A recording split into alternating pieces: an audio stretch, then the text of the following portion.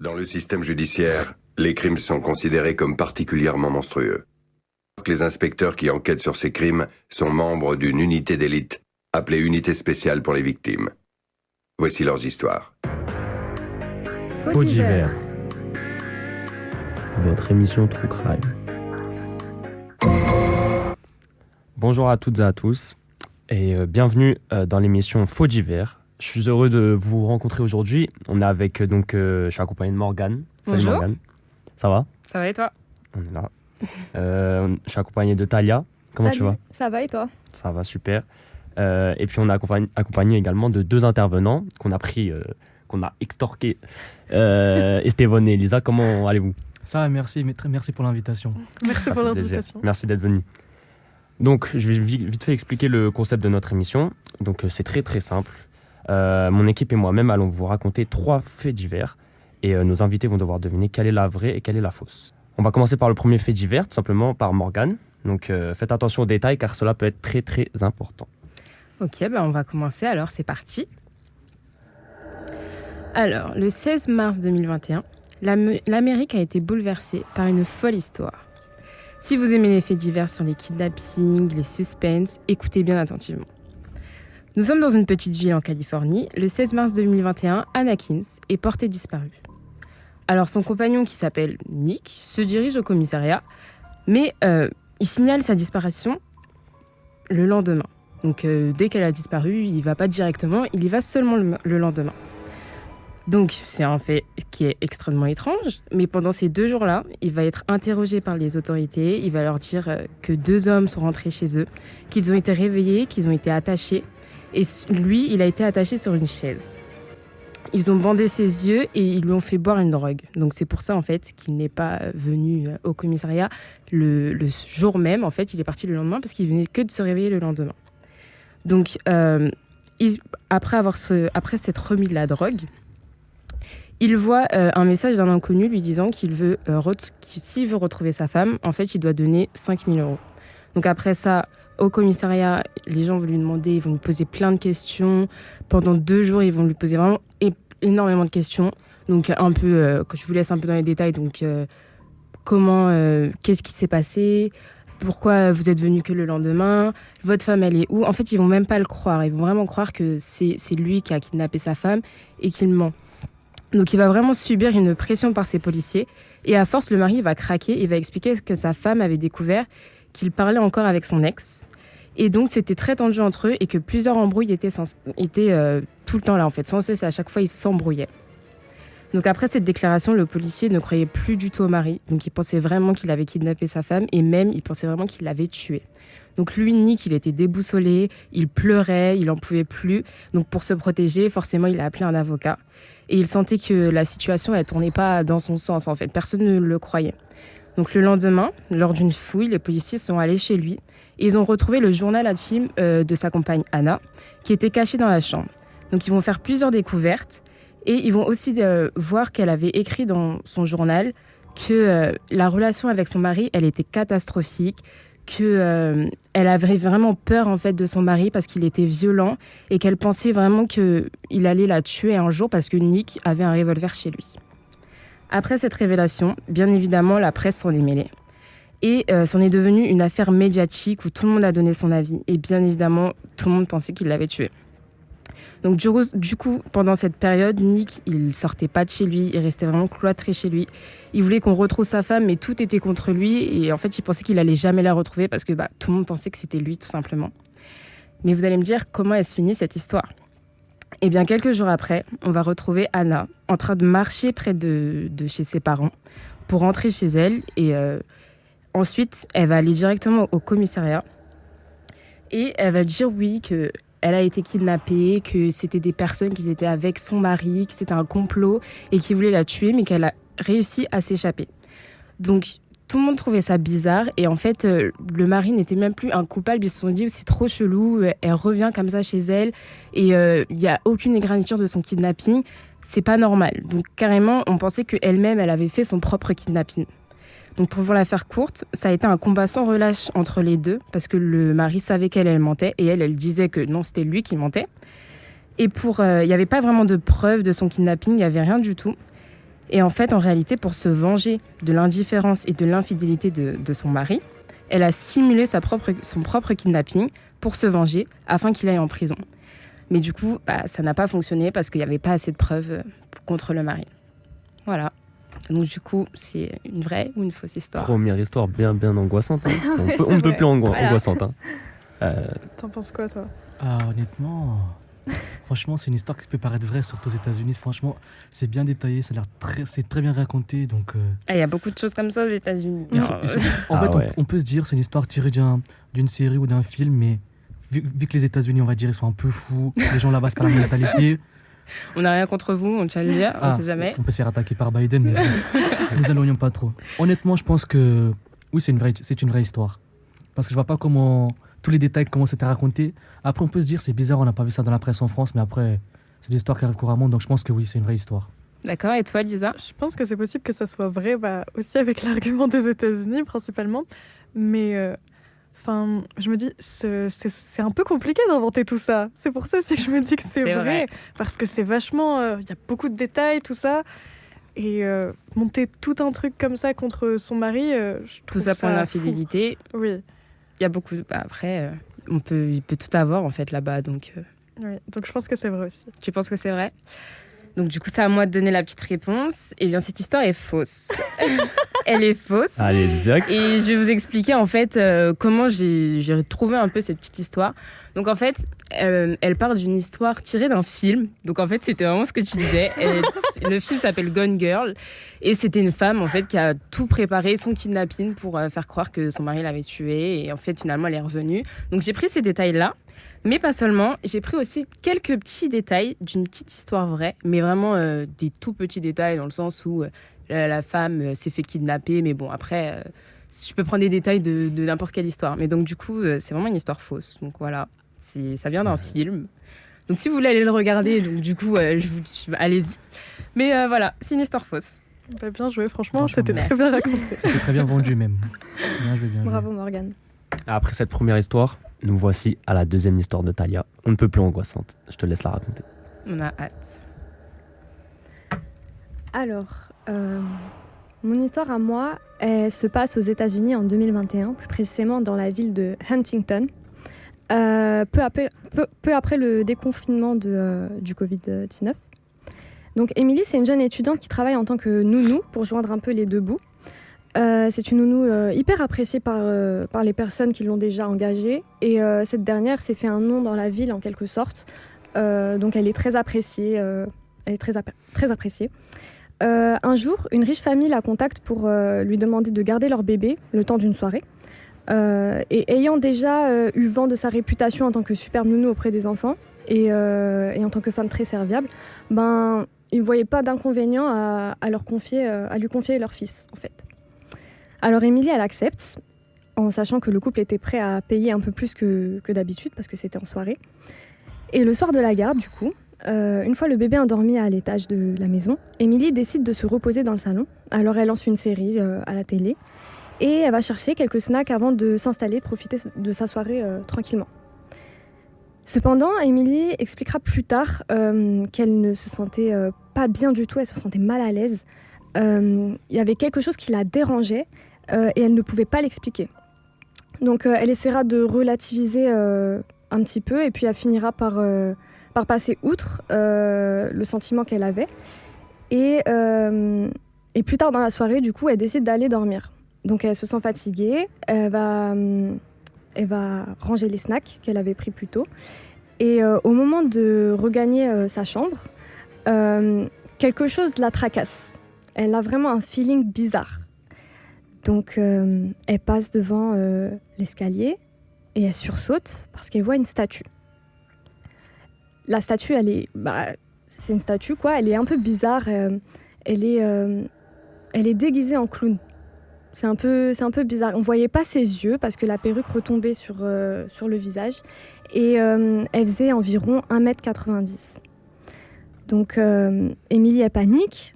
Elle se dit, bon, je vais mettre une couverture. Et je vais mettre une couverture dessus, je vais la recouvrir. Et je vais remonter tranquillement, dormir, passer la nuit, je l'enlèverai demain. Et donc au moment de remonter, la nounou reçoit un appel de son patron, du coup, du père de famille, qui lui demande si tout va bien, s'il n'y a pas de problème, etc. Donc elle explique que le petit garçon dort paisiblement à l'étage et qu'elle a veillé une bonne partie de la nuit dans le salon et qu'elle était sur le point justement d'aller se coucher. Et avant de raccrocher, elle souligne que la statue qui était présente sous l'escalier lui a fait une peur bleue. Et du coup, elle a recouvert d'une couverture et elle s'excuse parce qu'elle est vraiment très embarrassée. Elle se dit, bon, j'ai réagi de manière idiote. Voilà, j'aurais jamais dû réagir de cette manière-là. Elle était très gênée par cette révélation. Et du coup, elle explique qu'elle retirera le drap le lendemain et qu'il n'y a pas de souci à se faire. Et elle s'excuse encore une fois. Avant de finir sa phrase, Émilie nous explique que le père était complètement affolé. Et sur le coup, il lui a demandé de prendre le bébé et de sortir à toute vitesse de la maison. Suite à ça, Émilie, elle est un peu confuse. Elle comprend pas et du coup, elle continue de lui parler de la statue, etc. Et le père lui dit « Mais en fait, il n'y a pas de statue. Va chercher le bébé et sors. » Donc ni une ni deux, la jeune femme va chercher l'enfant dans son berceau et surprise, il est plus là. Et il n'y avait personne d'autre qu'elle dans la maison et la fenêtre était grande ouverte. Alors Émilie a tout de suite compris ce qui se passait. Donc elle se mit à pleurer, vraiment pleurer très très fort en attendant l'arrivée des parents qui étaient eux-mêmes anxieux et aussi des secours. Donc les jours qui suivirent furent assez difficiles parce que les médias ne cessaient pas de parler de cette histoire. Et Émilie a été prise pour cible. Enfin, les policiers l'ont prise pour la suspecte numéro 1, ce qui est normal. Et quant aux parents du bébé, ils se sont jamais remis de la disparition du bébé. On n'a jamais retrouvé son corps. On ne sait pas ce qu'il est devenu. On ne sait pas qui l'a pris. Voilà. C'est la fin de mon histoire. Est-ce vrai? Alors, à votre avis, est-ce que c'est dans vrai? le dos, un peu l'histoire. Oui, d'accord. C'est vrai ou c'est faux? Moi, je pense que c'est vrai. Mhm. Parce que des histoires de kidnapping, c'est quand même assez courant dans les faits divers. Et j'ai l'impression que ça me dit quelque chose aussi, cette histoire. Je sais pas pourquoi. J'ai l'impression que peut-être c'est un peu courant, des histoires comme ça. Ça a été peut-être très sur relayé. Reddit, tout ça, je sais pas. Mais du coup, j'ai l'impression que ça pourrait être très réel. Déjà, tout d'abord, franchement, vous êtes forts, les gars. Vous êtes très, très forts. Mais pour celui-ci, contrairement à celui de Morgane, je pense que c'est faux. Parce que ça me rappelle trop des histoires de séries que j'ai vues, à moins que ce soit des séries qui soient inspirées des histoires vraies. Mais pour moi, je pense que c'est faux. C'est trop scénarisé pour moi, je pense que c'est faux. Alors, cette histoire est fausse. Dis donc, Lisa. Et en fait, je l'ai trouvée sur Reddit, mais la fin, c'était pas du tout ça. Je l'ai vraiment remixée à ma sauce. J'ai rajouté des éléments, des détails, et du coup, je pense que c'est ça qui m'a peut-être trahi.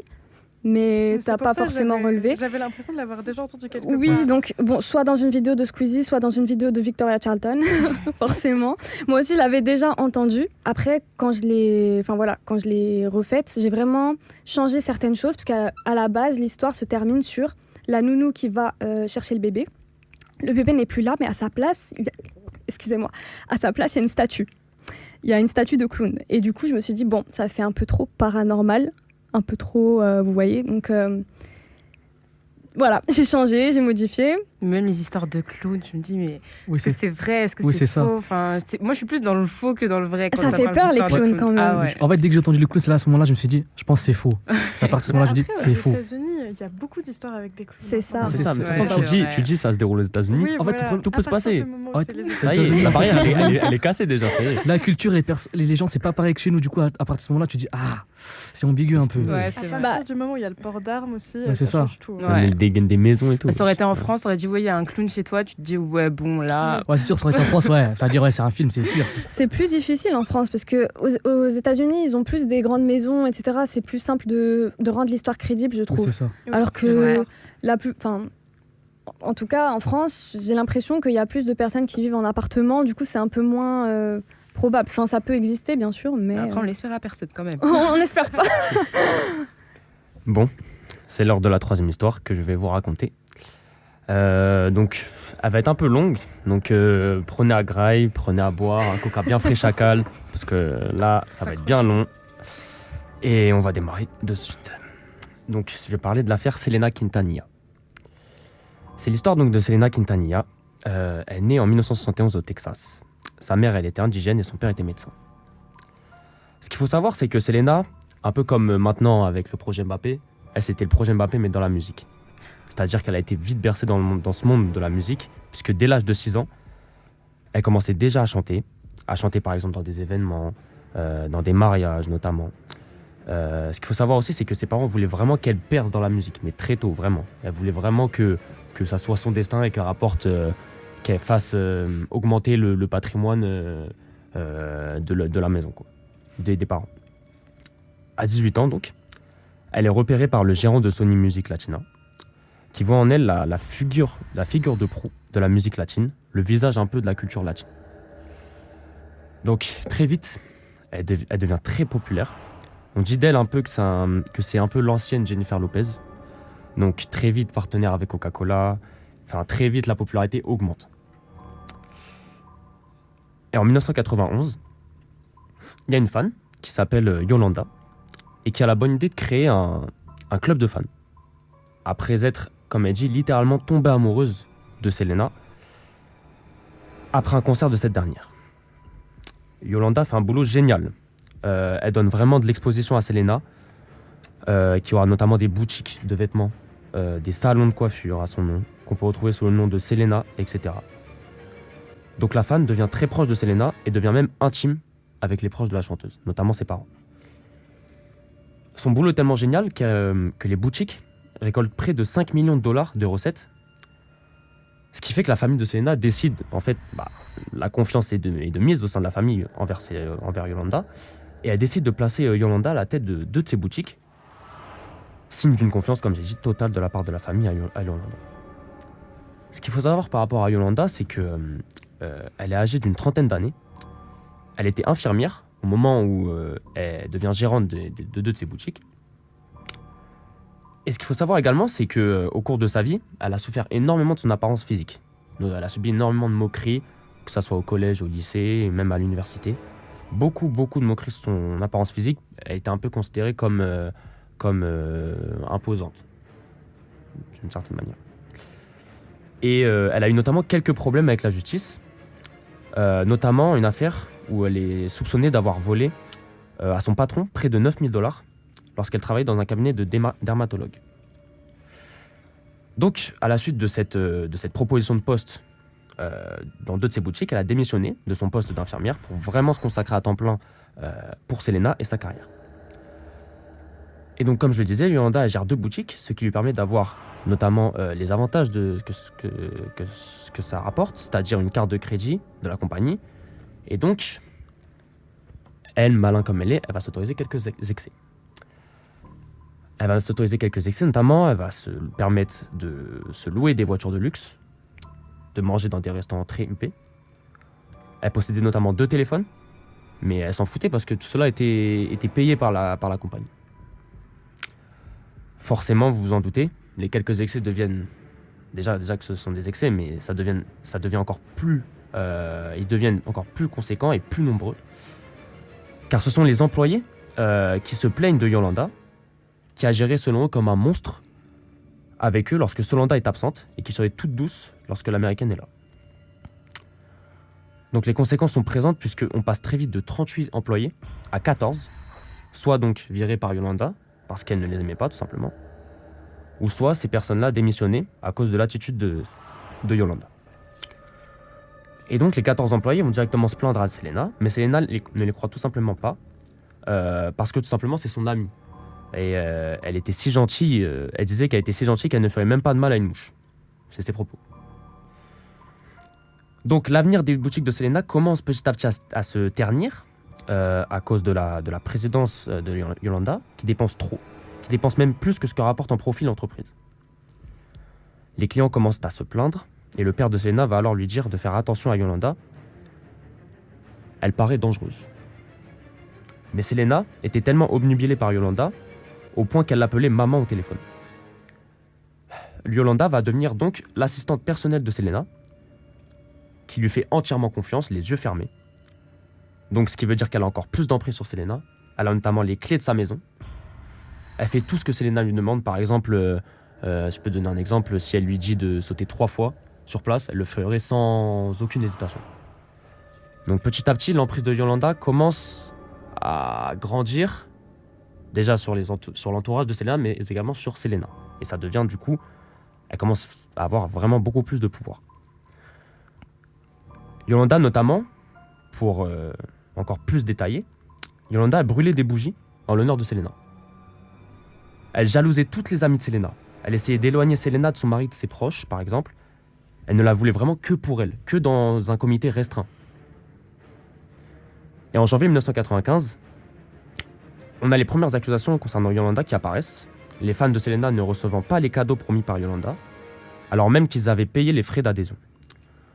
Elle aurait notamment usurpé plus de $60 000 dans les boutiques et les clubs de fans. Et donc le père de Selena a confronté Yolanda face à toutes ces accusations, dont elle était l'actrice principale. Et la seule réaction qu'elle avait, c'était de partir du rendez-vous auquel elle était conviée, sans aucune réponse. Le 10 mars 1995, avec l'accord donc de Selena, le père va alors décider de renvoyer Yolanda des studios d'enregistrement, lui disant qu'elle n'est plus la bienvenue. C'est l'hécatombe donc pour Yolanda, c'est un peu le déclic. C'est là où elle va vriller. Elle va alors donc se disputer de manière virulente avec Selena, au point que cette dernière lui raccroche au nez. Conséquence, pour Yolanda, elle n'a plus accès au compte en banque de l'entreprise, ni à son poste de présidente du fan club. Bref, c'est un peu la fin du monde. Elle qui jalousait, qui mettait sur un piédestal tellement haut Selena. Enfin, imaginez la personne que vous aimez le plus, la personne dont vous admirez, qui vous jure de ne plus vous adresser la parole du jour au lendemain. Le lendemain, Yolanda débarque avec une arme à feu à son travail, et les employés donc se questionnent par rapport à ça, et elle affirme que ce n'est seulement pour se protéger. Simplement. Juste une phrase. Le lendemain, encore, le Selena doit se rendre à une des boutiques pour des rendez-vous marketing, comme les stars en ont régulièrement. Et Yolanda en profite pour lui demander si elle peut la voir, justement. Selena accepte le rendez-vous, qui doit se passer normalement dans un restaurant, dans un endroit, on va dire, rassurant, au premier abord. Mais en chemin, elle reçoit un appel de Yolanda, forcément, qui lui demande si elle peut changer le lieu du rendez-vous, parce qu'il y a soi-disant trop de bouchons sur la route, et qu'elle sera sûrement en retard. Elle lui suggère donc le nouveau lieu de rendez-vous, un parking à 40 km de Corpus Christi. Selena, elle a du mal à dire non dans la vie de tous les jours, parce que c'est son caractère, et parce elle a le cœur sur la main. Donc elle se sent obligée d'accepter, malgré l'interdiction de Abraham, son père. Ce qu'il ressort de cette discussion pour le moins animée, c'est que Yolanda conserve la gestion des affaires de Selena au Mexique. Une manière un peu pour Selena de calmer les ardeurs, de calmer surtout la colère froide de Yolanda. Ce que cette dernière ne sait pas, c'est que ce compromis lui a très probablement sauvé la vie à Selena. En tout cas pour cette fois. Pour des raisons médicales qui concernaient Yolanda Saldívar, cette dernière et Selena décident de se voir, l'occasion notamment pour Selena d'y exiger les documents administratifs nécessaires qui ont soudainement disparu et qui étaient la principale cause des accusations envers Yolanda. À 11h48, Yolanda pointe un Taurus 85 calibre, .38, et déballe à pointe creuse, conçu pour causer un maximum de dégâts. Selena panique, tremble, et décide sous la pression de s'enfuir loin de Yolanda. Mais les balles, elles, se rapprochent d'elle, jusqu'à sectionner l'artère sous-clavière, sous l'omoplate droite. Comme dernier souvenir, Selena laissera traîner une horde de sang de 119 mètres. Fin de l'histoire. Waouh. Waouh. Est-ce vrai ou faux? C'était très détaillé. Très très détaillé, ouais. Je suis totalement dedans là par contre. C'était super bien raconté. Merci. Waouh. Ah, Lisa, je laisse commencer. Parce que, là, Ah, on a dit faites attention aux détails. C'est dur, hein. C'est dur. Il On m'a peut essayer de se concerter, m'a- hein, oh. si tu veux. en fait, il m'a trop perturbé. C'était tellement bien raconté que. J'ai envie de dire vrai tout le temps. Pour moi, ça peut pas être faux tellement c'est bien fait. J'ai envie d'y croire encore. D'un alors. côté, je me dis c'est une histoire fausse, mais en fait, la manière dont il raconte. Après, les fans, ils peuvent devenir très fous. Hein. Ouais, c'est ça Il y a aussi. beaucoup d'histoires de fans Ouais. qui vont trop loin avec leurs idoles. Ça me C'est rappelle. ça qui Oui, me c'est fait vrai. dire que c'est possible. Il y a eu plein d'histoires comme ça. Ouais, ça me rappelle des histoires, par exemple, avec Eminem, tout ça, avec des fans que. Voilà, Oui. quoi. Mais Ouais. c'est vrai que. Ah ouais, quand Et t'es c'est ça. fan de quelqu'un, Oui. tu peux aller Oui, loin. à brûler des Ouais. bougies. Et encore Brûler une des fois. bougies. Ouais, bah il y en a qui tuent leurs idoles et là Bah, c'est pareil. donc, rien qu'en 2016, il y a une chanteuse qui s'est faite tuer sur scène par un de ses fans. C'était pas un fan, ça, alors. Ouais, Ouais, ça, ouais, là, alors, ouais. bon, En fait, ça devrait pas être ça, fan, normalement. En fait, le Ouais. souci là dans l'histoire, c'est surtout la manière dont il le raconte. En fait, ça me perturbe trop. D'un coup, je me dis, ah, ça se voit, c'est vrai. D'un coup, je me dis, c'est faux. Moi, je suis parti du principe, depuis le début, que son histoire était fausse, mais là, d'un coup, je sais pas. Moi, j'ai envie de dire que... En fait, le fait que ce soit des fans et qu'il y a énormément d'histoires comme ça avec des fans où ça va beaucoup trop loin, Mm. c'est ça qui me fait dire que c'est totalement possible. Justement, peut-être que j'ai joué sur ça. Ouais. Qui sait. Elle se passe aux États-Unis Je me aussi. fais hein. avoir aussi depuis Encore. tout à l'heure, donc Tout le bon. temps. hein. La Tout le manière temps dont, aux States. la manière les dont il le trois- racontait, les j'ai l'impression qu'il nous trois manipulait un peu. Il jouait les manipulateurs. Bah là, c'est pas une histoire de kidnapping. Là, Pourtant, c'est il faudra faire un jalousie. choix. Ah oui. Lisa, toi, t'en penses quoi? Moi, j'ai envie de dire vrai encore, je veux y croire. Tu dis vrai? Ouais, je Par pense. simple esprit de compétition, vu que je suis en compétition avec toi, je pense. Moi, je vais dire c'est faux. C'était tellement. Ça paraît. En fait, pour moi, je pense qu'il a tiré ça d'un film. Donc, je dis c'est faux. J'espère ton dernier que mot, c'est Jean-Pierre vrai. C'est Bah. irrévocable. Je suis fier de vous annoncer que cette longue histoire est vraie. Oh Malheureusement. yes. Et ouais. Ah, bah, Enfin, non. Elle est Ah vraie. bah non, je t'as veux perdu, pas t'as que perdu. ce soit- Je me suis emballé du coup. Je suis juste heureuse parce que j'ai un point, pas pour ce qui s'est passé. Malheureusement, Ouais. cette Ah ouais. histoire C'est vraiment est une vraie vraie histoire. et elle est très très très connue aussi. Pour, Je crois qu'il y a un film en C'est plus qui est génial. sorti sur Ouais, cette j'ai de la histoire. chance que vous la connaissez pas. Il y a J'avais des peur documents, que ça vous la disait connaissiez. quelque Ouais. chose, hein, c'est... Ouais, ouais. Parce Parce qu'elle a que été c'est tellement énormément courant, connue. c'est hein. très comme ça. documenté. Ouais. Ah, franchement, bien joué. C'était franchement bien joué. C'était hyper bien raconté. Bah, toutes Oui. vos histoires étaient super bien racontées. en tout Ah, cas. vous trois, franchement, félicitations. hein. Ouais. Merci, J'étais merci à contente vous de d'être voir ça. venus. Ouais. Merci à vous Et d'être de vous venus avoir surtout. induit en erreur aussi. Ah bah merci à vous. Pas mal. Merci à vous de nous avoir invités. Hein. Ça fait plaisir en tout cas. Oui, Merci. Vraiment, c'était super. Et bah c'est cool si ça vous a plu. Faut Merci en tout cas. Merci à Talia, merci à Morgane Pas de soucis. d'avoir de soucis. raconté vos histoires. Très angoissantes. Et à bientôt pour un prochain numéro. Peut-être. Peut-être. Bye bye. Dans le système judiciaire, les crimes sont considérés comme particulièrement monstrueux. Les inspecteurs qui enquêtent sur ces crimes sont membres d'une unité d'élite appelée Unité spéciale pour les victimes. Voici leurs histoires.